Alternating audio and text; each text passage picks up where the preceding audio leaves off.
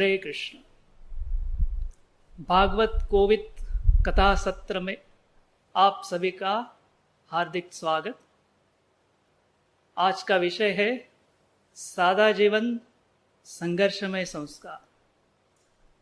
तो ये संसार संघर्षमय है। जिस स्थिति में हम लोग फंसे हुए हैं सभी तो जानते ही है। तो हम प्रयास करेंगे कि कैसे भागवत के दृष्टिकोण से ये संघर्षमय संसार में रहते हुए भी हम सादा जीवन कैसे जी सकते हैं, इसके विषय में हम चर्चा करेंगे। उसमें आप ये जो चित्र आपके सामने दिख रहा है, तो इस चित्र में आप देखिए कि दो चित्र का एक चित्र हमने बनाया है। एक चित्र में खेती वैदिक कालीन जीवन का प्रतिनिधित्व करता है और दूसरा जो है वो आधुनिक संस्कृति का प्रतिनिधित्व करता है। तो हमें देखना है कि कैसे आज ये जो धरती माता है जिसको हम प्रदूषित कर दिया है, क्लाइमेट चेंज के बारे में आप सभी लोग जानते ही है, उससे हम कैसे फिर से हरित कर सकते हैं। जैसे कुछ दिन पहले हमारे सहकारी श्रीला श्यामानंद प्रभु, उन्होंने जो कथा सत्र किया भागवत के ऊपर, तो उनको एक प्रश्न पूछा गया था। एक व्यक्ति कह रहा था कि मैं एक अंधेरे कमरे में अटका हूँ कि जहाँ पर सूर्य का प्रकाश भी नहीं आ रहा है और बड़े दुख में दिन बिता रहा हूँ। उसको लग रहा था कभी ये इसका अंत हो जाएगा। तो प्रश्न सुन के मेरे मन में कुछ विचार आए। मुझे बचपन में पढ़ा हुआ एक अध्याय याद आ गया। तो उसमें यह बतलाया गया था कि एक स्वतंत्र सेनानी थे। ब्रिटिश लोगों ने उनको बंदी बनाकर कैद में डाल दिया। वो एक बड़े नेता होने के कारण ब्रिटिश लोगों को लगता था कि इनको मैं एक अंधेरे कमरे में बंद कर दूंगा, कोई उनको मिल न सके। दिन में केवल एक बार जो सिपाही है उनको खाना ले जाएगा। तो ब्रिटिश लोगों को ये लग रहा था कि इससे इन लोगों का मनोधैर्य कम हो जाएगा और अपने आप वो सारा रहस्य खोल देंगे। मगर इस स्वतंत्र सेनानी ने क्या किया, वो हमेशा कुछ मील चला करते थे। तो उन्होंने देख लिया ये जो मेरा कमरा है इतना लंबा है, तो अगर मुझे 4 मील चलना है तो कितना घंटा मुझे इस कमरे में चलना होगा। तो इसी प्रकार से वो हमेशा अपने ही कमरे में उतना ही चलते थे जब वो बाहर अपने घर में रहते थे। उसके बाद में उन्होंने अपनी ध्यान साधना बढ़ा दी, आत्मचिंतन करने का समय बढ़ा दिया और साथ साथ जब भी वो सिपाही उनको खाना लेके आता था, उस समय वो उसको पूछताछ करते थे कि भाई आपका जीवन कैसे चल रहा है, आपके जीवन में कुछ संघर्ष है, कुछ समस्या है, तो उसको वो सलाह देते थे। तो ऐसे करते करते दिन बीत गए और ये जो सिपाही था वो इनका सलाह से बहुत आनंदित हुआ, उसको अच्छा लगने लगा। तो उसने और सिपाही को बोला, तो सारे सिपाही धीरे धीरे करके उनके पास सलाह के लिए आ गए। फिर जनरल ने देखा अरे क्या हो रहा है कि सारे सिपाही जो है इनके पास जा रहे, तो वो लगता है कि मैं क्यों ना इनकी सलाह लूँ। तो वो भी आ गया, तो उसने भी सलाह पूछ ली, तो उसको भी उस सलाह से अपने जीवन में बहुत फायदा हो गया। फिर उन्होंने क्या किया कि सारे कैदियों के लिए गीता के ऊपर उनके प्रवचन चालू कर दिए। फिर जेलर ने उनके लिए एक लाइब्रेरी भी बना दिया। तो उसमें ऐसा है कि आपका कमरा या आप अभी जो है एक सीमित क्षेत्र में बैठे हुए हैं, इसका मतलब ये नहीं कि आपका मनोधैर्य कम हो। आपको क्या चाहिए, तो एक सकारात्मक जीवन का दृष्टिकोण चाहिए और जीवन जीने के लिए एक सही मार्गदर्शन चाहिए। अगर जीवन की दिशा अचूक हो तो आप जरूर ये कठिन परिस्थिति से बाहर आ सकते हैं। अभी हम भागवत के एक श्लोक देखेंगे। श्रीमद् भागवत का प्रथम स्कंद में 10वें अध्याय में 4था श्लोक है। कामम ववर्ष पर्जन्य सर्व काम दुदामहि सेसुचु स्म व्रजान गावः पयसोद स्वतेर्मुदः। तो ये जो श्लोक है, जब महाराज युधिष्ठिर राज्य कारभार कर रहे थे उस परिस्थिति का वर्णन कर रहे। तो उसमें क्या लिखा है, तो जब महाराज युधिष्ठिर राज्य कारभार कर रहे थे, बादल जितना आवश्यक है उतना वर्षा करते थे। भूमि माता है, जितना आवश्यक है उससे ज्यादा प्रचुर मात्रा में सारी सामग्री तैयार करती थी। और विशेष करके गैयों का वर्णन है कि गैया कैसे आनंद में रहती थी। गैया के इनकर इतना दूध रहा करता था कि दूध जमीन पे टपक टपक के जो है जमीन गीली होती थी। आजकल हम देखते हैं कि वर्षा से या पानी से भी जमीन भीग नहीं रही है। उस जमाने में गैयों के दूध से भूमि का सिंचन हुआ होता था। ऐसे चीजें हमारे लिए संभव के शायद बाहर है। विशेष करके अभी ये जो श्लोक आया भागवत में, तो इसको कैसे समझाया जाए। तो श्रील प्रभुपाद जी ने जो तात्पर्य में हमको बताया है कि इकोनॉमिक डेवलपमेंट, इसका मतलब है आर्थिक विकास, जमीन और गैया के ऊपर निर्भर होना चाहिए। और उसके बाद में उन्होंने बताया है कि मानव जीवन के लिए कौन सी आवश्यकता है और मानव जीवन के लिए कौन सी चीजें आवश्यक नहीं है। और साथ साथ उनका कहना था कि इंद्रदेव जो है ये वर्षा के अधिपति है।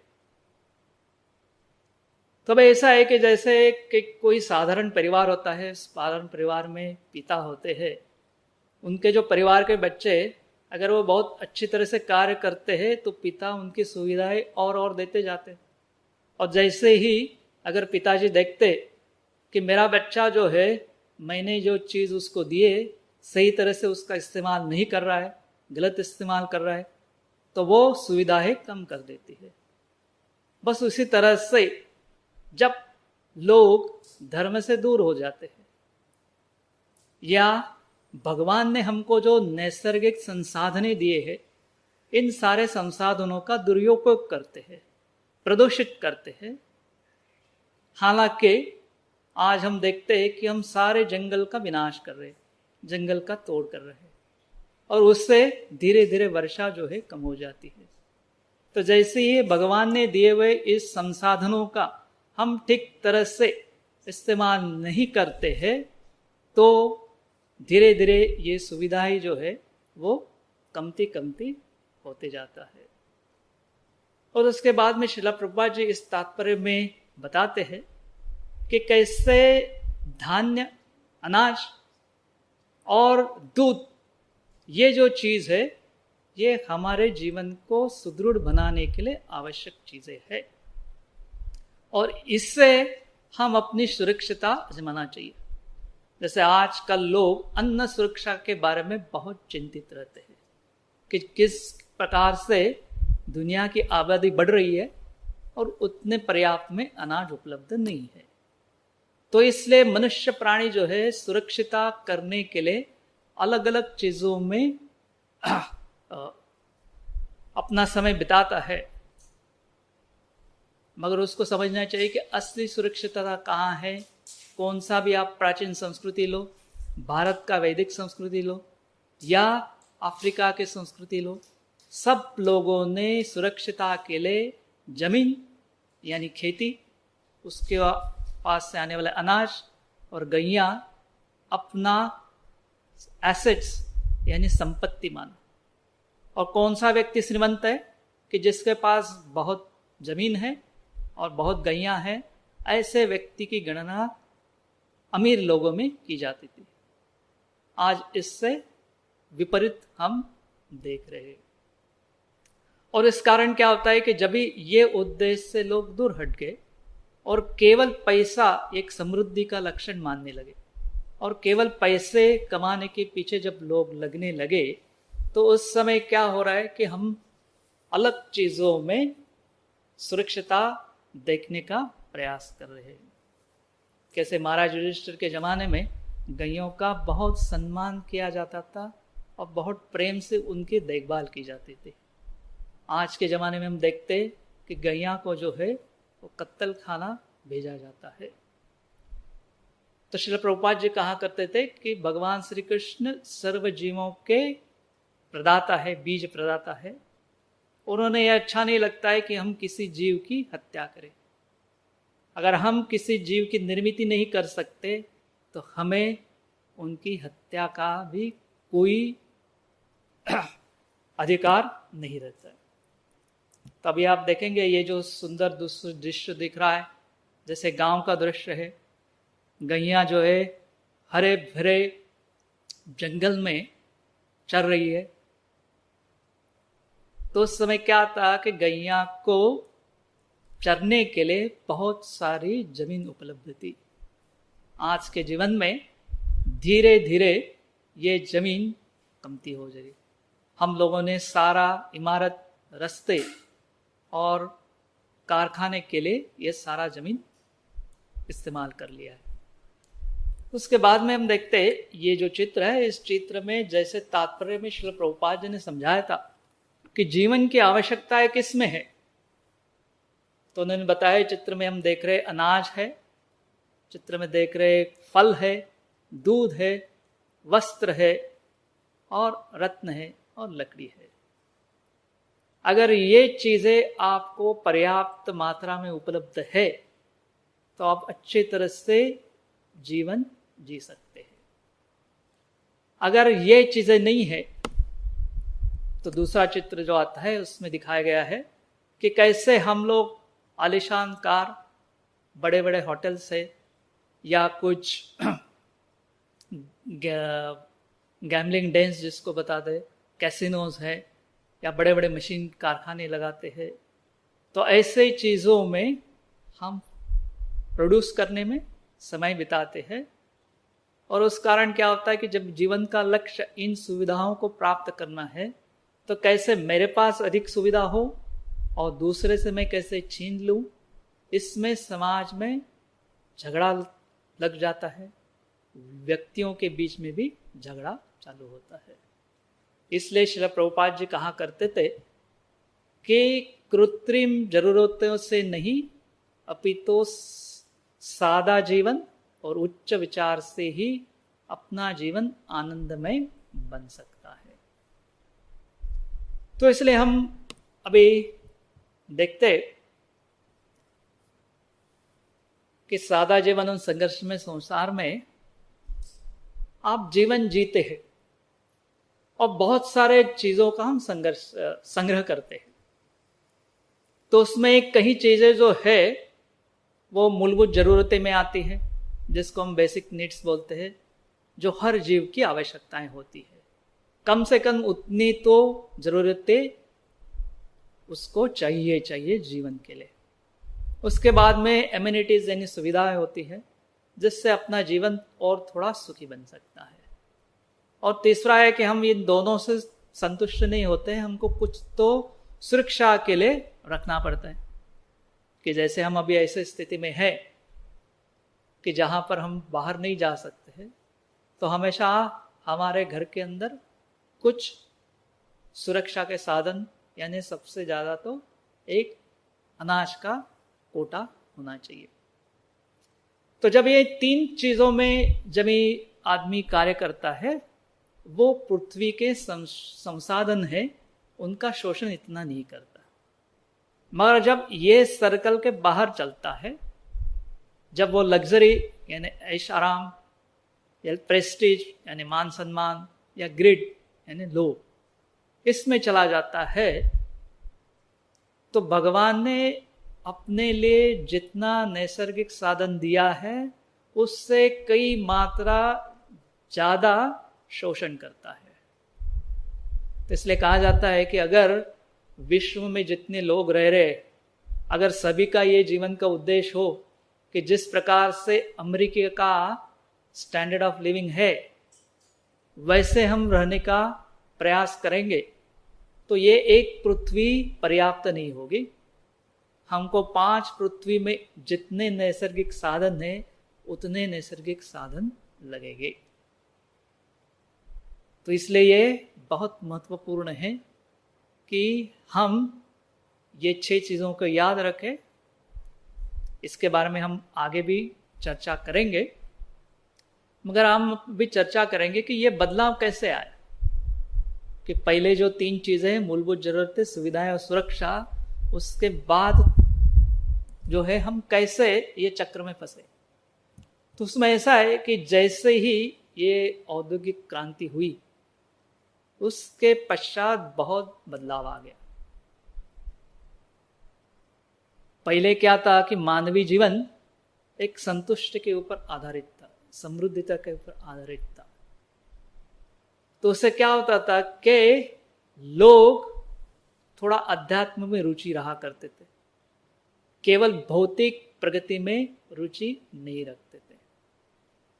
जब से ही वैज्ञानिक शोध वगैरह चालू हो गया तो धीरे धीरे लोगों का मन अध्यात्म से कम कम होते रहा, और जैसे ही उनका मन अध्यात्म से कम हो गया, निसर्ग का शोषण उन्होंने आरंभ कर लिया। पहले वो जानते थे कि ये निसर्ग की निर्मिति भगवान ने की है, तो जैसे भगवान को आदर कर देते हैं वैसे नैसर्गिक संसाधनों का भी आदर हुआ करता था। मगर अचानक क्या हो गया कि औद्योगिक क्रांति होने के बाद मानव को लगने लगा कि ये नेचर मेरा दास है, मैं उसका इस्तेमाल कर सकता हूँ, मैं मालक हूँ, तो मालक अपने दास का शोषण कर सकता है।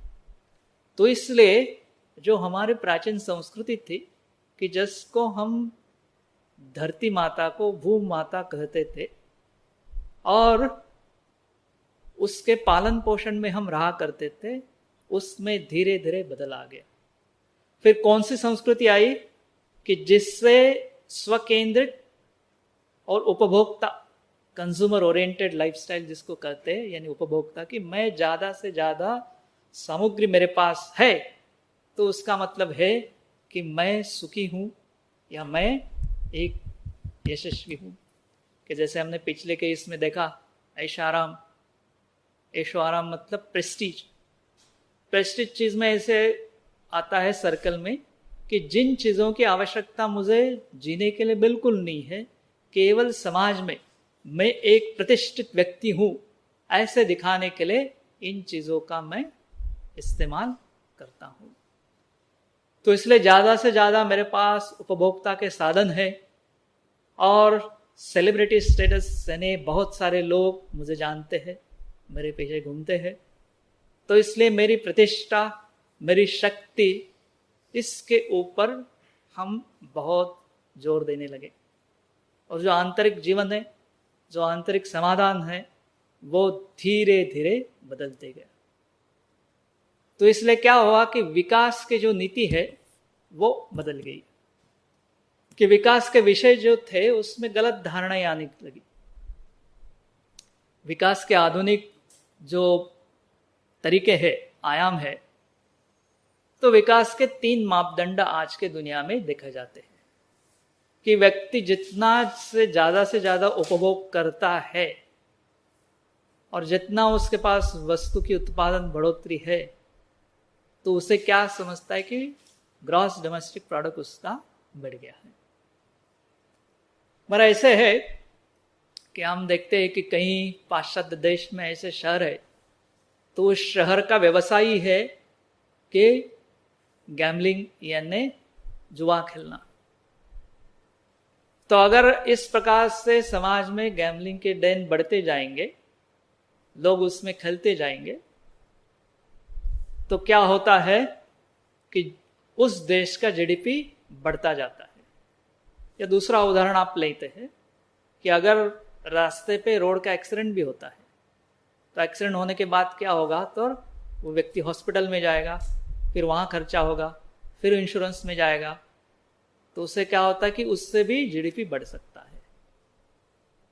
तो ये जीडीपी के ऊपर निर्धारित जो विकास है वो हमको भ्रम की ओर ले जाता है कि किसी देश में अगर बहुत सारे मद्य के कारखाने होंगे, लिकर के इंडस्ट्री होगा, तो जितने ज्यादा इंडस्ट्री है उतना ज्यादा जीडीपी है और उतना अच्छा वो देश समृद्ध माना जाएगा। मगर हम देखते हैं कि इससे समाज में बहुत तकलीफ होती है। सारे संसार जो है वो दारू के नशा के कारण नष्ट होते हैं। तो इसलिए भले हमने भोक्ता के इसमें बहुत प्रगति की है, मगर समाज सुखी नहीं दिख रहा है। तो ये समझना हमारे लिए बहुत आवश्यक होता है।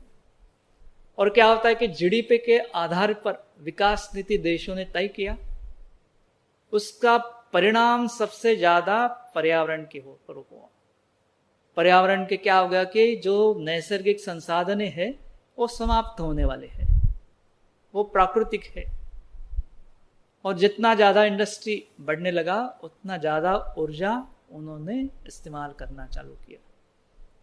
और उस कारण हमने देखते कि जो भगवान ने हमको हवा दी, भगवान ने जल दिया, भूमि दिया, इन तीनों चीजों का हम धीरे धीरे ज्यादा से ज्यादा प्रदूषित करना आरंभ कर दिया। तो सारे संसार के देश इस दिशा से जा रहे थे, मगर विश्व में एक छोटा सा देश था जिसका नाम है भूटान। उसने ये हिम्मत दिखाई कि मैं ये जीएनपी या जीडीपी के ऊपर मेरे देश का विकास नहीं गिनूंगा। मेरे देश की विकास नीति रहेगी ग्रॉस नेशनल हैप्पीनेस, यानी कि जैसे मैं विकास करता हूं पर्यावरण संतुलित विकास होगा। ऐसे विकास नहीं करूंगा कि जिससे पर्यावरण का शोषण होगा। तो इस देश की नीति है कि उस देश में जितना जंगल है, जो परसेंटेज है, वो उसको कम नहीं होने देते, क्योंकि उनको मालूम है कि अच्छा जीवन जीने के लिए ये सब नैसर्गिक संसाधन बहुत आवश्यक होती है। तो उन्होंने इतना ही अपना विकास मर्यादित किया कि जिससे उनका पर्यावरण का कोई हानि नहीं हो सकता। तो कई साल से भूटान की ये विकास नीति रही कि सामूहिक आर्थिक विकास। इसका मतलब क्या है कि उन्होंने पर्यावरण की रक्षा करते हुए अपने देश का विकास किया है। तो ये बहुत महत्वपूर्ण है कि पर्यावरण का संरक्षण, और उन्होंने उनकी देश की संस्कृति के रक्षण का प्रयास किया है। क्योंकि जब देश की संस्कृति नष्ट हो जाती है, समाज बहुत संकट में आता है, लोग सुखी कभी नहीं आते हैं। तो इन चीजों को ध्यान रखते हुए पर्यावरण का संरक्षण, संस्कृति का संरक्षण करके उन्होंने अपना गवर्नेंस है उसको बढ़ाया। तो अभी हम देखते हैं कि लोग किस प्रकार से अपना जीवन जिताते हैं। मतलब लोग जो है निर्णय कौन से दृष्टिकोण से करते हैं। कि जैसे हमने ये श्लोक पढ़ा जो भागवत का श्लोक था और उसके तात्पर्य पढ़ा, तो तात्पर्य में श्रील प्रभुपाद हमको क्या बताना चाहते हैं। तो आमतौर पर व्यक्ति कैसे निर्णय देता है कि एक कोई भी चीज है उसका एक कीमत होता है और दूसरा है उसका मूल्य होता है। तो कीमत जो है वो मानव निर्मित होती है और मूल्यता जो है वो भगवान निर्मित होती है। अभी देखो कि एक हीरा भी है, हवा भी है। अभी हीरा जो है सबसे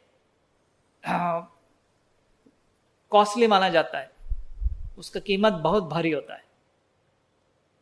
और हवा जो है उसका क्या कीमत होता है। जैसे जीने के लिए हवा बहुत आवश्यक है, एक क्षण भी हम हवा के बिना नहीं रह सकते। तो इसलिए भगवान ने ऐसे चीजों को प्रचुर मात्रा में उत्पादन किया है कि जो जीवन के लिए बहुत अत्यावश्यक है। मगर आज हवा की हम क्या कीमत करते हैं? कीमत नहीं है, इसलिए तो हवा को प्रदूषित करते हैं। जल जो है जीवन के लिए बहुत आवश्यक है, मगर हम जल को प्रदूषित करते हैं। भगवान ने भूमि दिया है, भूमि को हम प्रदूषित करते हैं। तो इसलिए प्रकृति जो है आवश्यकता के अनुसार, मूल्य के अनुसार हमको देते हैं कि ये मानव जीवन के लिए, सारे सजीवों को जीवन के लिए हवा बहुत महत्वपूर्ण है, इसलिए उसको प्रचुर मात्रा में दिया है। मगर मानव कीमत किसका ज़्यादा करता है? तो डायमंड का। और सबसे दुनिया में महंगा कोहिनूर हीरा माना जाता है, वो तो ब्रिटिश म्यूजियम में पड़ा है। हमें उसका कोई लाभ नहीं है। हमारी सारी पीढ़ियां जाएंगी, हमारे पास नहीं होगा तो भी हमारा जीवन चलते रहेगा। तो व्यक्ति क्या करता है कि इस प्रकार से जो अस्थायी समृद्धि है उसके पीछे मानव समाज चला जाता है, और मानव समाज सारा उसका श्रम, सारा उसका समय इन चीजों के पीछे लगता है कि जिसकी कीमत ज्यादा है। और जो मूल्य है, जो स्थायी समृद्धि हमको दे सकता है, उसमें हम बहुत कम समय डालते हैं, जीवन उस दिशा से नहीं जाते हैं। तो कीमत के आधार पर जो समृद्धि हम प्राप्त करते हैं वो आभासी समृद्धि है, कभी भी वो ऊपर नीचे हो सकती है, नष्ट हो सकती है। मूल्य के ऊपर जो समृद्धि हम प्राप्त करेंगे वो चिरस्थायी समृद्धि है, कभी भी वो नष्ट नहीं होगी। और कीमत के जो कीमत यानी मानव निर्मित है, मैं डिसाइड करता हूँ उसको हम गिनती कर सकते हैं और उसकी जल्दी से जल्दी विस्मृति भी हो जाती है। मूल्यता जो है वो गिनती नहीं हो सकती और उसका स्मरण जो है हमेशा के लिए रहता है। कीमत के आधारित जो भी हम इस दुनिया में प्राप्त करने का प्रयास करेंगे वो कुछ क्षण के लिए क्षणभंगुर आनंद दे सकता है, मगर मूल्यता के आधार पर हम जीवन बिताएंगे, हमको वो शाश्वत आनंद प्रदान कर सकता है। कि जैसे अभी जिस समस्या से सारा विश्व ग्रस्त हो गया है, संकट में आ गया है, तो एक इटली के देश में जो घटना हुई उसका हम चर्चा करते हैं। तो एक 93 इयर्स का व्यक्ति जो इस कोरोना से बाधित हो गया था, हॉस्पिटल में गया, उसका उपचार हो गया, कुछ दिन वेंटिलेटर पे रहा, बाद में उस बीमारी से वो मुक्त हो गया। जैसे ही वो ठीक होकर बाहर आ गया, डॉक्टर ने उनके हाथ में बिल दिया। बिल देखते हुए इस व्यक्ति के आंखों से आंसू आ गए। डॉक्टर को लगा कि हो सकता है इस बूढ़े व्यक्ति के पास धन नहीं होगा तो वो ये बिल नहीं दे सकता। तो इसलिए उन्होंने कहा कि ठीक है, अगर आपके पास पैसे नहीं है तो बिल चिंता करने की कोई आवश्यकता नहीं है, आप जा सकते हैं। तो उस समय उस व्यक्ति ने कहा कि मैं आपके वेंटिलेटर के ऊपर 2 दिन रहा तो वहां से जो हवा प्राप्त की उसका इतना बिल आ गया, मगर ईश्वर ने मेरे को 93 इयर्स का जीवन दिया और इस 93 इयर्स में मैंने कितना हवा जो है इस्तेमाल किया है, तो कितना ऋण मुझे ईश्वर को देना चाहिए। आज तक मैं ईश्वर को थैंक यू यानी आभार नहीं बोला, तो इसलिए मैं ईश्वर को धन्यवाद देना चाहूँगा कि इतना सारा व्यवस्था उन्होंने मेरे लिए किया है, मैं उसका कृतज्ञता अभी तक नहीं व्यक्त किया है। तो इससे हमको जानना चाहिए कि किसमें हमको जिंदगी का समय बिताना चाहिए और किन चीज़ों में हमको समय कम करना चाहिए। तो हमारी अवस्था जैसे इस चित्र में दिखाई देता है कि ये जो व्यक्ति है उसने अपना सिर गड्ढे में गाड़ दिया है। हालांकि सामने से तूफान आ रहा है, संकट आ रहा है, मगर क्या कर रहे हैं हम, अपना सिर गड्ढे में डालकर जो संकट है उसका सामना नहीं कर रहे। तो हम देखते हैं इस चित्र में कि कैसे कि पृथ्वी जो है विनाश की ओर हम लोग ढकल रहे। और जैसे हमने देखा कुछ स्लाइड पहले कि अगर कोई व्यक्ति लोभ के पीछे जाता है तो क्या विनाश कर सकता है, अपना खुद का और साथ साथ अपने समाज का, देश का और विश्व का भी वो विनाश कर सकता है। अभी देखो ये एक आम का वृक्ष का फूल का चित्र है। तो भगवान ने इस प्रकार से अनेक फलों के वृक्ष की निर्मित की है।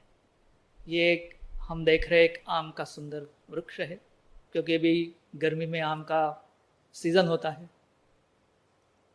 तो जब ठंड होती है, ठंड के समय ऐसे आम के फूल आते हैं। तब जब व्यक्ति के मन में लोभ होता है तो व्यक्ति जो निसर्ग दिए हुए चीज का कितना शोषण करता है, इससे हम सोच सकते हैं। देखते हैं अभी कैसे होता है कि वृक्ष जो है अधिक अधिक बढ़ने के लिए, जल्दी बढ़ने के लिए हम उसको बहुत सारे केमिकल फर्टिलाइजर्स देते हैं। उसके बाद जैसे ही वृक्ष बढ़ेगा उस प्रकार से उसके फूल आएंगे। आम के फूल जो है बहुत डेलिकेट होते हैं, झड़ जाते हैं और उसके ऊपर कोई कीड़ा आ सकता है। इसके लिए मानव क्या करता है, उनके ऊपर बहुत सारे केमिकल्स, फर्टिलाइजर्स का स्प्रे करता है।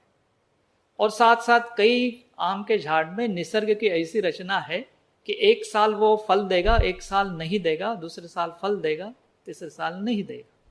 ये नैसर्गिक स्थिति है। मगर एक साल फल नहीं देगा तो मेरे को इनकम नहीं आएगा, तो मैं क्या करता हूँ, आम के वृक्ष को एक हार्मोन का इंजेक्शन देता हूँ कि जिससे वो हर साल उसको फुलाए। फूल आने के बाद उसको फूल झड़ न जाए, इसके लिए और एक केमिकल का दवाई उसके ऊपर मार देता हूँ। उसके बाद में हम देखते हैं आगे क्या होता है कि फूल का रूपांतर फल में होगा। तो फल मुझे क्या चाहिए, बड़े चाहिए, अच्छे आकार के चाहिए, इसलिए मैं उसके ऊपर ग्रोथ एक्सीलेटर मार दूंगा, ग्रोथ प्रमोटर्स को फरवानी कर दूंगा कि जिससे उसका आकार जो है बड़ा बन जाएगा और कम से कम समय में वो बड़ा हो जाएगा। जैसे कि जिस चाइना का हम चर्चा कर रहे हैं, उसी चाइना में एक बार जो वाटरमेलन होता है, खरबूज जिसको बोलते हैं, उसकी खेती की थी। तो चाइना के किसान ने देखा कि कम समय में ज़्यादा बड़ा फल प्राप्त होने के लिए मैं ग्रोथ प्रमोटर का इंजेक्शन उसको दे देता हूँ कि जिससे बड़ा हो जाएगा। तो उसे क्या हुआ कि अखबार में न्यूज़ आ गई कि खेत के अंदर ही ये फल बड़े होके फटने लगे। तो इस प्रकार से जो निसर्ग चीज देता है, हम उस आदमी उसे संतुष्ट न होकर ज्यादा ज्यादा लोभ करते हैं। जैसे कि निसर्ग ने हमको द्राक्ष दिए, ग्रेप्स दिए, करवंद दी है, ये अच्छे मीठे फल हम खा सकते हैं, मगर हम लोग क्या करेंगे, उसको सड़ा देंगे और उसका बड़ा लिकर इंडस्ट्री करेंगे और उसका हमारा खुद का जो आरोग्य है उसको नष्ट कर देंगे। तो इस प्रकार से ये फल के ऊपर इतना केमिकल्स जो है हम लोग मारते हैं। तो मानव क्या होता है कि निसर्ग ने जो चीज दी है बहुत मूल्यवान है, मगर हम उनसे लोभ के कारण उसका शोषण ज्यादा से ज्यादा करना चाहते हैं। तो इसलिए अभी ये चित्र में आप देखते, आप लोग बाजार में जाते हैं और पीले पके हुए आम ले आते हैं। वे पिछले के चित्र में हम देखे कि झाड़ के ऊपर हरे आम थे। अभी हरे आम उतारने के बाद उसको पकने के लिए कुछ समय लगता है, तो निसर्ग के अनुसार उतना समय हमको देना चाहिए। मगर क्या होता है, लोभ के कारण हमको तुरंत दूसरे दिन वो हरा आम है वो पीला होना चाहिए। तो कैसे किया जाए, तो केमिकल है, केमिकल मार दो, आज हरा आम है कल उसको पीला देख सकते हैं। तो इसलिए कई बार जो है हम लोग बाजार से आम खरीद के ले आते हैं, मगर ऊपर से बहुत पका लगता है मगर खट्टा ही रहता है। मगर आप देख लीजिएगा, ये जो बाजार में मुझे आम मिल रहा है उसके जीवन काल में क्या क्या हुआ है। सबसे पहले हमने वृक्ष के जड़ में बहुत सारा केमिकल्स दिया, फिर फल आने के लिए हमने उसको हार्मोन्स दिया, फिर कई तरीके के केमिकल फर्टिलाइजर्स, केमिकल पेस्टिसाइड्स उसके ऊपर लगवाए, और उसके बाद उसको जल्दी पकाने के लिए काफ़ी कुछ केमिकल्स मारे। और जब हम खाएंगे तो हमारी क्या अवस्था हो सकती है। तो ये कहने का मतलब ये है कि हम लोभ के कारण, अपने स्वयं के लोभ के कारण हम दूसरे की चिंता नहीं करते, हमारे भविष्य की चिंता नहीं कर रहे, हमारे देशवासियों के स्वास्थ्य की चिंता हमें नहीं है। और उससे क्या होता है कि जो संस्कृति इसके ऊपर जीता है, जैसे श्रील प्रभुपाद जी तात्पर्य में कहा करते थे कि लोगों के बीच में झगड़ा और बढ़ने लगता है। तो इस प्रकार से क्या होता है कि आज का ये जो जीवन है, तो आज के विकास के मापदंड के अनुसार जितना आप कंजम्पशन करेंगे उतना आपका देश विकसित माना जाएगा।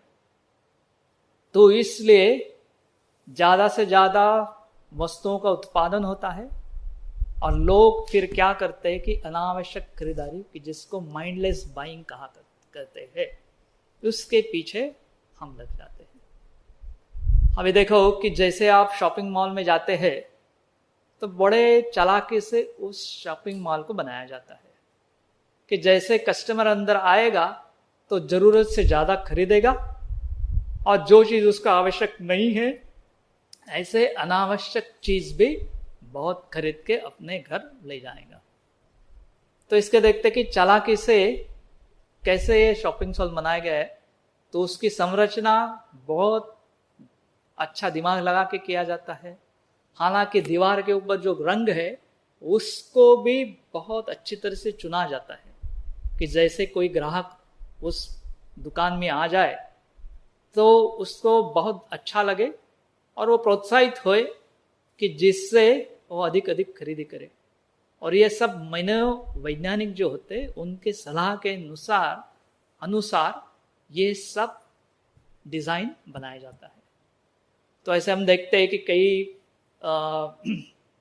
मॉल्स में जो है अच्छे तरह से रोमांचकारी फर्श होता है, भ्रमकारी जो है मॉल की व्यवस्था की जाती है, विविध रंगों का इस्तेमाल किया जाता है, तापमान भी बड़ी सही तरह से रखा जाता है, हर वस्तु के ऊपर एक विशिष्ट रूप से जो है बिजली यानी प्रकाश की योजना की जाती है। तो इन सारे का क्या किया जाता है कि जैसे अगर कोई व्यक्ति उसके अंदर घुस जाए तो ज़्यादा से ज़्यादा समय मॉल के अंदर घूमता रहे, उस प्रकार से द्वार की व्यवस्था की जाती है। तो ये सब जो है एक ऐसी चंद्री दुनिया जो है मॉल के अंदर बनाया जाता है कि जिससे व्यक्ति ज़्यादा से ज़्यादा चीज़ों खरीद सके। तो इसमें क्या इन चीज़ों खरीद कर मनुष्य समाधानी बनता है, हम देखते गीता में क्या बताया गया है। तो गीता में ये बतलाया गया है कि ये गीता के 5वें अध्याय का 24वां श्लोक है। तो उसमें बताया गया है कि जो व्यक्ति अपने विदिन अंतरात्मा में आनंद ढूंढने का प्रयास करता है और जिसके जीवन का उद्देश्य है कि आंतरिक समाधान प्राप्त करना है, वही इस दुनिया में सही रूप से मुक्त हो सकता है और वही व्यक्ति है भगवान की प्राप्ति कर सकता है। तो हालांकि हमने देखा कि कुछ समय पहले चर्चा की कि कौन व्यक्ति जो है वो केवल कीमत के आधार के ऊपर निर्णय लेते हैं। तो ये मनोस्थिति तोड़कर हमको मूल्य के आधार पर निर्णय लेना चाहिए। तभी हम देखते हैं कि हमारे पास कौन से विकल्प हो सकते कि हम ये अभी भगवान ने ये जो स्थिति निर्माण की है, सारा विश्व जो है वो एक जगह रूप से उसकी गति रुक गई है। जैसे कि हमारे इस गोवर्धन कृषि क्षेत्र में हमने सोचा था कि अप्रैल महीने में हम लोग जीवी को बंद करके अप्रैल महीने में सारा जीवी का मेंटेनेंस होगा। मगर क्या हुआ, भगवान की इच्छा तो अलग थी। भगवान ने सारे पृथ्वी को मेंटेनेंस में निकाल दिया। कभी किसने सोचा था कि इंडिया का जो रेलगाड़ी है कितने साल से जो चालू हुआ आज तक कभी रुका ही नहीं था। जो अंतरराष्ट्रीय जो एयर ट्रैवल था आज तक कभी रुका नहीं था, वो भी रुक गया है। तो इसलिए हम देख सकते कि भगवान हमको क्या संदेश देना चाहते हैं, या ये भूमाता हमको क्या अलर्ट देना चाहते हैं कि जिस प्रकार से हमारा जीवन चल रहा है इस प्रकार से चलेगा या नहीं चलेगा। अभी हम देखते कि साधारण तरीके से हम लोग कैसे जीवन जीते हैं। तो हमारे पास कौन कौन से विकल्प है कि एक चकाचौंध से भरा हुआ एक शहरी जीवन हम जी सकते हैं। दूसरा आता है कि उससे ज्यादा और थोड़ा सादा जीवन जीना है तो एक शहर में ही रहेंगे मगर सरलता पूर्ण शहरी जीवन में रहेंगे।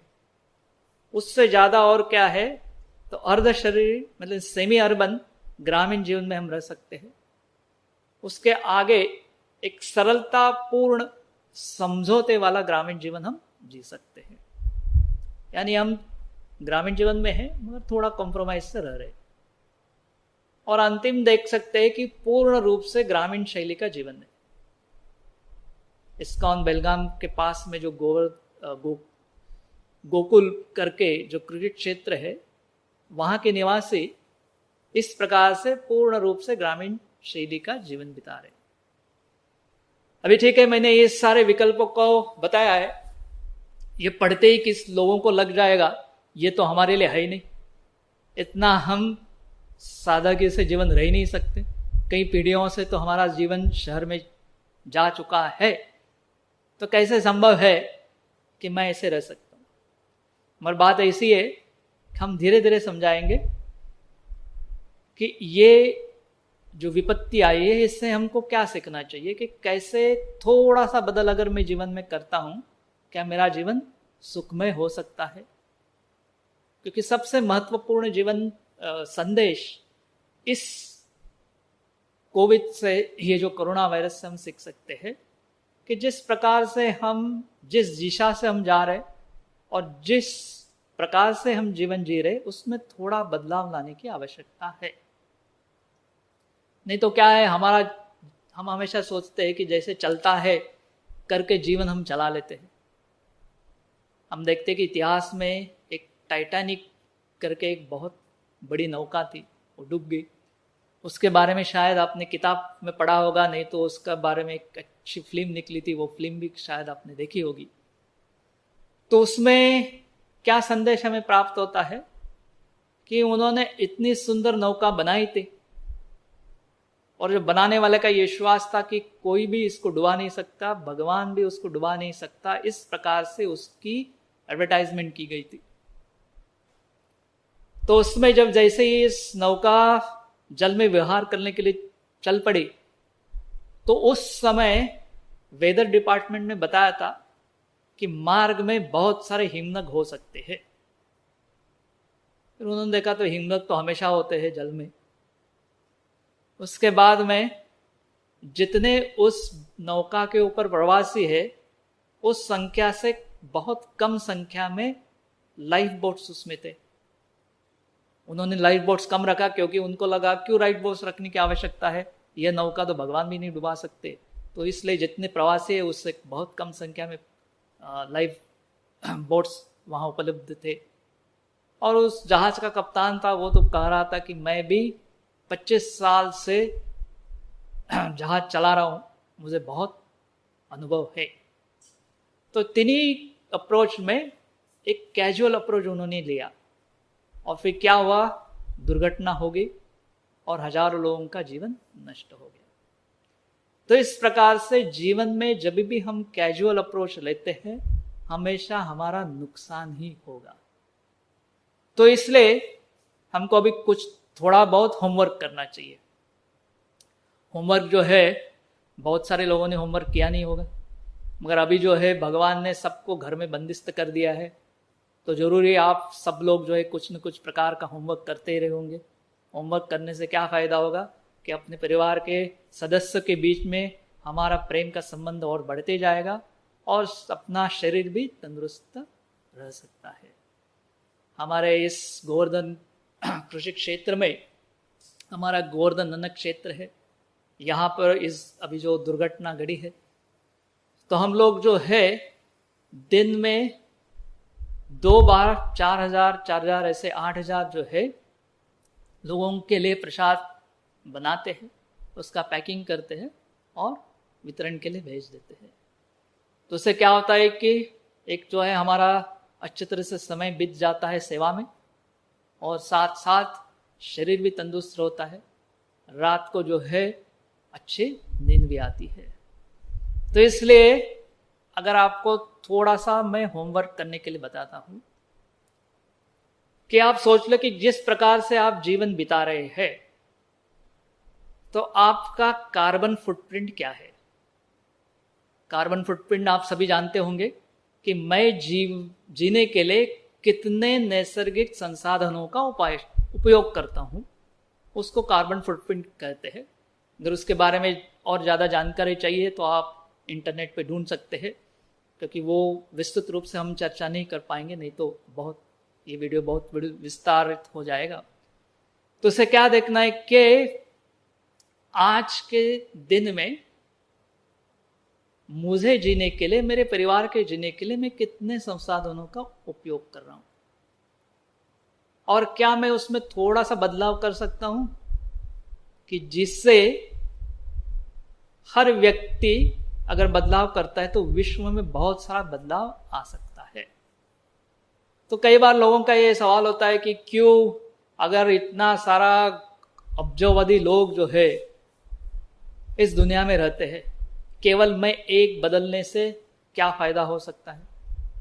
मगर बात ऐसी है कि आप कैसे जीते हैं उसके पर बहुत निर्भर है आपका अगला जीवन कैसे हो सकता है। जैसे मैं एक उदाहरण बताता हूँ। एक कथा मैंने सुनी थी कि एक बार जंगल में बहुत बड़ा आग लग जाता है, और आग लगने के बाद जंगल में बहुत सारे पंछी रहते हैं, पशु रहते हैं। तो कई बंदर थे, आग देख रहे थे, तो आग ऐसे जलती है, आवाज होता है, तो उससे बंदर बहुत उत्तेजित हो गए। तो जो भी कुछ झाड़ की पत्ती थी, जो सूखा पत्ता था, उठाकर वो आग के अंदर फेंकते थे, फिर आग और तेजी से बढ़ते थे। तो उस देखकर उनको मजा आती थी। तो और बंदर इकट्ठा हुए, और चीजें इकट्ठा करके झाड़ की डाली तोड़कर आग के अंदर फेंकने लगे और हंसी मजाक कर रहे थे। वहां एक छोटी सी चिड़िया थी। उसने देखा कि जंगल में आग लग गया, अपने घर में आग लग गया है। वो बाजू में जो तालाब था, उस तालाब के पास गई, अपने छोटे से मुंह में उसमें कुछ बूंद जल लिए, फिर वो उड़कर उस आग के ऊपर गई। और आप जानते कि अगर आग है उसके ऊपर हम नहीं जा सकते, बहुत ऊपर जाना पड़ेगा, नहीं तो उष्णता से हम जल जा सकते हैं। तो बहुत ऊपर ऊंची उड़ती थी और अपने मुंह से कुछ बूंद जो है वो आग के ऊपर डालती थी, और बड़े मेहनत से बार बार वो आती थी, जल उठा के ऊपर जाती थी, डालती थी। अब बंदरों ने देख लिया ये चिड़िया क्या कर रही है, बोल रहे देख क्या मूर्ख, ये इतना सा जल इतने बड़े आग के ऊपर डाल रही है, इसे क्या आग बुझेगी। तो उन्होंने चिड़िया को बुला लिया, तो क्यों अपना समय व्यर्थ कर रहा है, हम देखो कैसे आनंद में समय बिता रहे, हमारे कार्य में हमको आनंद आ रहा है। तो चिड़िया ने उनको बताया, देखो जब जंगल के इस आग का इतिहास लिखा जाएगा तो इतिहास में क्या लिखा जाएगा कि बंदरों ने आग को बढ़ा दिया, बहुत ईंधन डाल दिया, उसके आग प्रज्वलित हो गई, जंगल नष्ट हो गया। चिड़िया ने अपने क्षमता के अनुसार कुछ बूंद डालकर आग बुझाने का प्रयास किया। तो इसी प्रकार से अगर आपको आपके जीवन में आंतरिक समाधान प्राप्त करना है तो कुछ तो बदलाव करने की आवश्यकता है। भले क्यों ना हो कि आपके जो एफर्ट्स है उस चिड़िया के समान बहुत छोटे होंगे, मगर आपके जीवन में एक आंतरिक समाधान प्राप्त होगा और साथ साथ उतना तो बदल आप विश्व में कर सकते हैं। और ऐसे ही जब लोगों की संख्या बढ़ती जाएगी तो बहुत बदलाव इस संसार में आ सकता है। तो इसके बारे में हमको एक विस्तृत चर्चा जो है, जैसे ये जो विषय है इसके विषय के बारे में कैसे प्रैक्टिकल लेवल पे हम क्या बदलाव ला सकते हैं, कल के चर्चा सत्र में हम जरूर उसमें चर्चा करेंगे। और उसमें आगे चल के हम देखते कि कैसे ये जो गांव से जो शहर का जो प्रवास है, अभी ये साल जो जनगणना हो गई तो उसमें दिख रहा है कि जो सेंसस ऐसे बता रहा है कि गांव में रहने वाले लोगों की संख्या केवल 50% होगी। जब भारत को स्वतंत्रता प्राप्त होगी तो उस समय ये संख्या 70% के आसपास थी। और कहीं विकसित देशों में केवल 2% लोग जो है खेती करते हैं और 98% लोग जो है शहरी जीवन या कारखाने के आधारित ऐसे जीवन पे रहते हैं। तो इसका बदलाव का कैसा होगा कि बात ऐसी है कि सबसे पहले ब्रिटिश लोगों ने जब ही भारत में रेलवे की शुरुआत की तो पहले क्या होता था, तो भारत के सारे गांव जो है स्वयं पूर्ण रहा करते थे। तो जो भी उस गांव में उगता था उस गांव में बिक जाता था।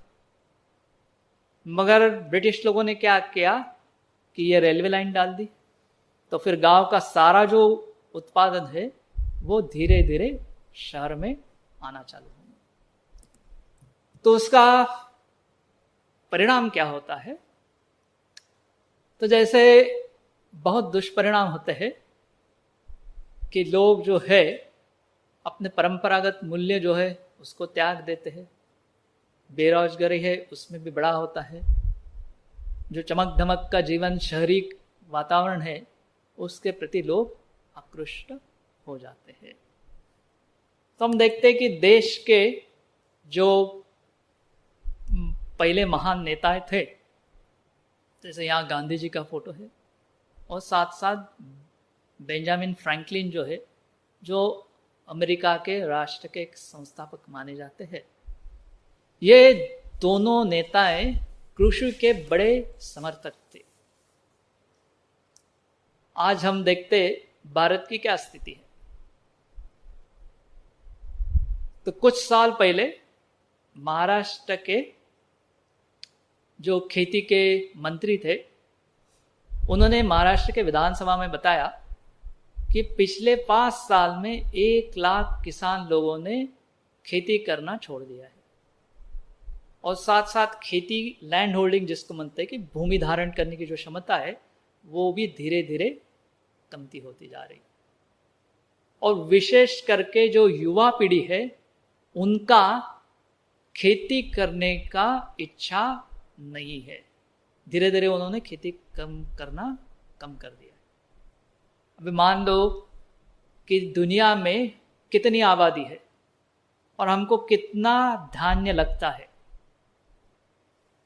मगर स्थिति कैसे है कि 2016 में जो सर्वे किया था उसके हिसाब से भारत में जो किसान है उनका एवरेज लाइफ है 50 साल। उसका मतलब जो युवा वर्ग है वो आता नहीं है। फिर दुनिया की स्थिति क्या है वो हम देखते। दुनिया में ऐसा है कि जो यूएस है उनके फार्मर्स का 58 इयर्स एवरेज है और जापानीज फार्मर्स का 67 इयर्स है। और हर यूरोपियन कंट्री जो है, तो हर तीसरा जो फार्मर है यूरोपियन कंट्री उसका एवरेज एज 65 इयर्स है। उसका मतलब क्या हो रहा है कि धीरे धीरे लोग जो है खेती करना छोड़ दे रहे हैं। जापान में अगर कोई 45 साल से कम है और खेती करना चाहता है तो गवर्नमेंट उसको बहुत सारी सुविधाएं प्रदान कर रही है। बेंजामिन फ्रैंकलिन जो थे, अमेरिका के संस्थापक पिता थे, तो उन्होंने बताया कि राष्ट्र समृद्ध होने के लिए 3 तरीका होते हैं। एक, युद्ध से हम दूसरे राष्ट्र की संपत्ति चुरा लेते हैं, या वाणिज्य से हम दूसरे राष्ट्र की संपत्ति ले सकते हैं, और तीसरा कृषि से, जो एक निष्कपट तरीका है। और आप वैदिक संस्कृति में देखेंगे कि जब भारत कृषि प्रधान देश था, भूमि और गैयों का सम्मान था, उस समय भारत समृद्ध रहा करता था।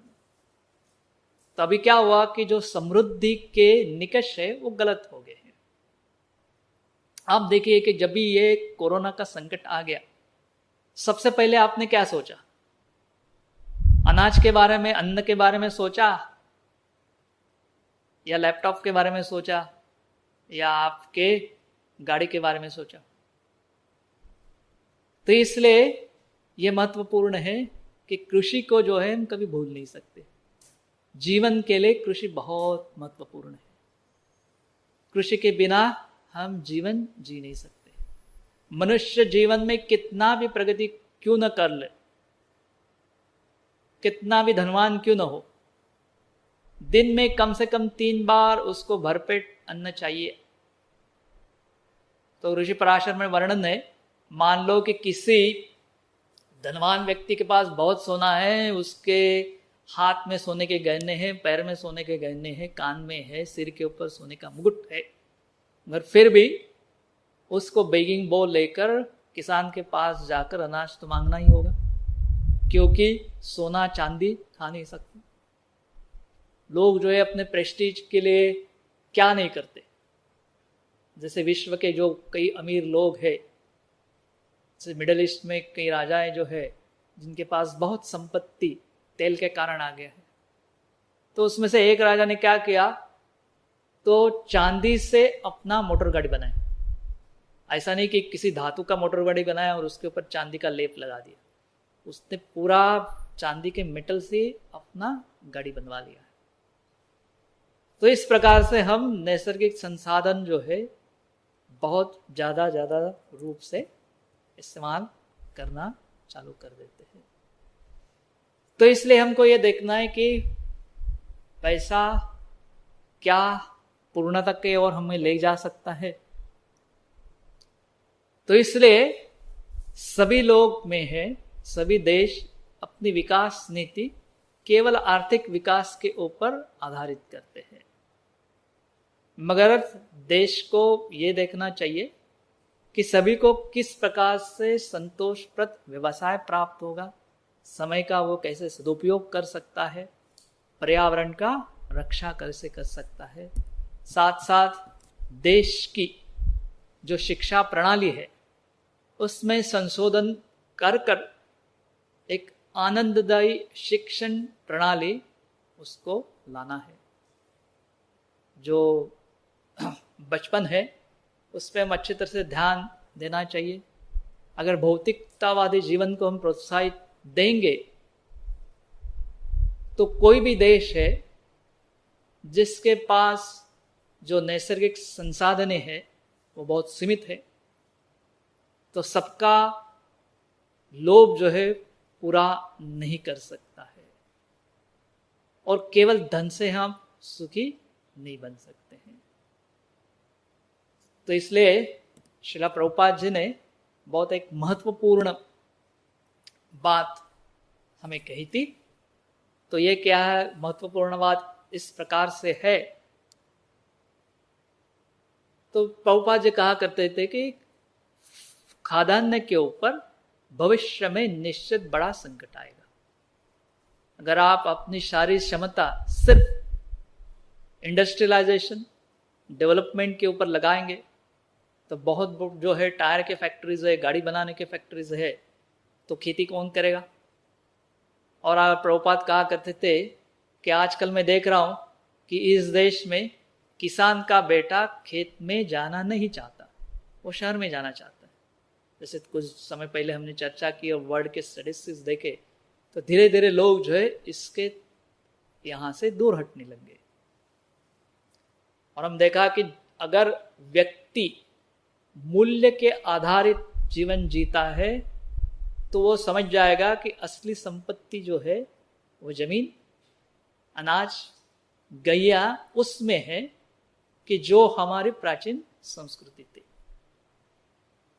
तो इसलिए क्या होता है कि दुनिया में बहुत सारी चीज गलत तरीके से चल रहा है या दुनिया एक तरफ से चल रहा है, इसका मतलब ये नहीं कि हम भी उसी प्रकार से चलते रहें।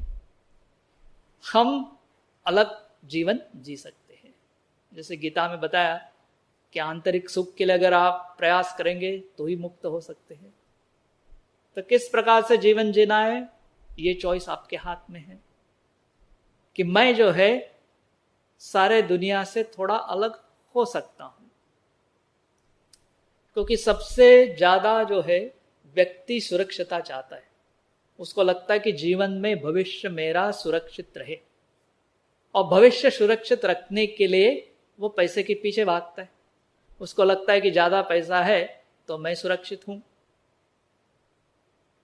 मगर आज आप देख लो कि अगर आपके पास कबर्ड में मान लो कि सारा कबर्ड आपका नोटों से भरा हुआ है, मगर आप घर के बाहर नहीं जा सकते, तो आपको क्या है, आपको क्या चाहिए? अगर घर अन्य धान्य से भरा हुआ है, घर में धान है, दूध है, तो ये लॉकडाउन साल भर भी चला तो भी आपको चिंता नहीं हो सकती।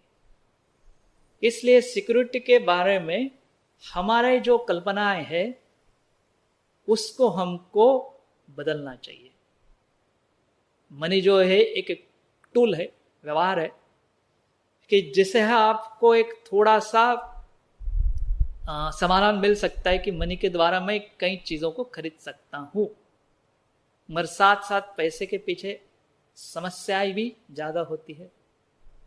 मगर इस धन लेकर अगर हम जमीन खरीदते हैं और उसमें अगर हमारे पास बहुत उपजाऊ जमीन है, उसमें बहुत सारे वृक्ष हैं और हमने हमारी जमीन जो है बहुत उपजाऊ बना के रखे हैं और उसमें हमारे पास देसी बीज है और हम लोग अच्छी तरह से उसमें अनाज उगा रहे हैं, और भूमि उपजाऊ रखने के लिए गवों की आवश्यकता है, वो किसी भी किसान को बताने का जरूर नहीं है। गाय और जमीन उनका एक अटूट नाता होता है। तो ये जो चीजें हैं वो असलियत हमारी सिक्योरिटी होना चाहिए। क्योंकि कितना भी आर्थिक संकट आए और कितना भी नैसर्गिक आपत्ति आए, ये चीज आपसे कोई चुरा के ले नहीं ले जा सकता। क्योंकि अगर किसान के पास देखो क्या है, अनाज है, वृक्ष के ऊपर फल है और कई जो चीजें हैं वो जमीन के नीचे आते हैं। बहुत सारे कंदमूल जैसे है जमीन के नीचे है। मान लो कि महामारी हो गया, जैसे कि कई देशों के लोग जो है, जैसे ये कोरोना का न्यूज आ गया, सबसे पहले भागे कि जहां पर गन्स मिलते हैं, और गन्स खरीदने के लिए दुकान के सामने लाइन लगी थी, ताकि लोगों के मन में भय आ गया कल उठ के फूड्स के ऊपर राइट्स हो सकते हैं। मगर किसान का क्या है कि किसान के पास अगर कोई आएगा तो क्या चुरा के ले जाएगा? थोड़ा सा अनाज ले जाएगा, पर फिर भी क्या है, वृक्ष के ऊपर फल है वो उसको मिलेंगे। नहीं तो जो कंदमूल जो जमीन के अंदर है उसको कौन चुरा के ले जाएगा? तो इस प्रकार से सही सुरक्षिता हमसे जमीन, गैया उनसे प्राप्त हो सकती थी। इसके ऊपर ही प्राचीन संस्कृति आधारित थी। प्राचीन संस्कृति के जो लोग थे वो मूल्य के आधारित जीवन पद्धति जीतते थे, और आधुनिक लोग जो है वो केवल कीमत के आधारित जीवन शैली जीतते हैं। इसलिए हम देखते हैं कि आज का जो समाधान है वो ज्यादा समय टिकता नहीं है। तो इसलिए सबसे पहले हमको देखना है कि ये जो नैसर्गिक संसाधन है इसको हम किस प्रकार से अच्छी तरह से संरक्षित रख सकते हैं, उनको प्रदूषित नहीं होने दे सकते हैं। अगर इनका हम संरक्षण करते हैं तो हमारा भविष्य जो है निश्चित रूप से अच्छा हो सकता है। तो मैं कहना चाहता हूं कि कैसे थोड़े समय के पहले हमने एक चर्चा की थी कि एक चकाचौंध से भरा हुआ शारीरिक जीवन होगा, फिर थोड़ा जो सादा जीवन, फिर भी शहर में रहेंगे, फिर semi urban life in villages. तो ये भी इस कहने का मतलब ये नहीं है कि सारे शहर के लोग हम नहीं चाहते कि जाके गांव में बसे रहे, वो तो असंभव है। तो मैं इस कल के चर्चा क्षेत्र में हम इस प्रकार से चर्चा करना चाहेंगे कि कैसे भले ही आप शहर में रहेंगे फिर भी किस प्रकार से आपका कार्बन फुटप्रिंट है वो कम हो सकता है। आपके जीवन का जो शक्तियां है, ऊर्जा है, वो विध्वंसक या अनावश्यक चीजों को प्राप्त करने में न लगते हुए वो आवश्यक चीजें और जो चीजें जीवन में सही तरह से आपको सुरक्षितता प्रदान कर सकते हैं, ऐसे चीजों को प्राप्त करने में लगाना चाहिए। तो इसलिए आप देखते हैं कि इस जो कमेंट बॉक्स है उसमें आपके जो भी प्रश्न है आप कृपा कर लिख देंगे। कल जो है जरूर हम आपके प्रश्नों का जवाब देंगे और कल के चर्चा सत्र में हमें आशा है कि आप सभी लोग हमारे साथ में रहेंगे और उसमें हम एक व्यवहारिक रूप से मैं किस प्रकार से जो शिला प्रभुपाद जी का संदेश था, सादा जीवन उच्च विचार सरणी, उससे जी सकता हूं और किस प्रकार से मेरे जीवन से इस धरती माता के ऊपर जो कार्बन फुटप्रिंट है कम से कम पड़ते जाए। मेरे पास समय होना चाहिए कि जो मेरे आध्यात्मिक साथ साथ शारीरिक जरूरतों के ऊपर भी मैं कर सकता हूं। तो इस प्रकार से कल के चर्चा सत्र में आप सभी जरूर रहिएगा। इस चर्चा क्षेत्र में रहने के हमारे साथ देने के लिए आप सभी को धन्यवाद। हरे Krishna. RG Media YouTube channel, like, share, subscribe